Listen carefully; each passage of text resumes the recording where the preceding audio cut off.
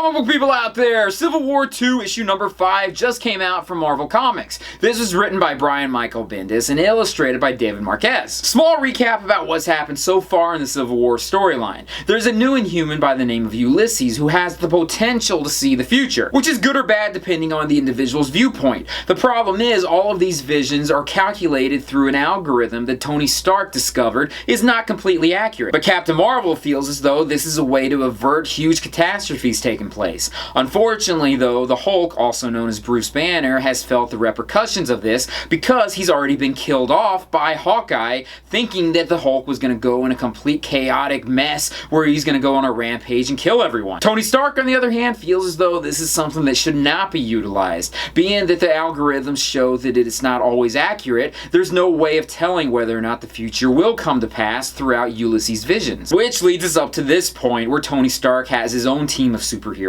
going up against Captain Marvel's team of superheroes. This entire issue is pretty much just a huge epic fight. It's pretty cool reading it, and I know there's going to be some tie-ins to this to see some of the individual fights taking place. It is quite cool to see the Guardians of the Galaxy getting involved in this. Generally, they don't get involved in a whole lot of superhero conflicts on Earth. They do, but usually a lot of their conflicts are much more cosmic in scale and take place out in space. It's interesting to see Doctor Strange being involved in this. Generally, he always stays to the side. He's always portrayed as being so powerful that he can't really get involved, otherwise he would just end everything instantly. But maybe he's been depowered again. That's not like the first time something like that's happened, so I'm not really sure. I gotta go back and research that a little bit myself. This is a great read just to see some of the epic battles taking place. Like I said, there's gonna be a lot of tie-ins with some of the other comic books to expand on all of the individual fights. And it doesn't seem to matter who's wearing the mask, but whoever's Spider-Man, they're always gonna be dumped on in some way or another, and this ends off on a pretty huge cliffhanger. And the next issue's cover's already been revealed, so we know how it's gonna go down. Although to be honest, covers are never really true to life. A lot of times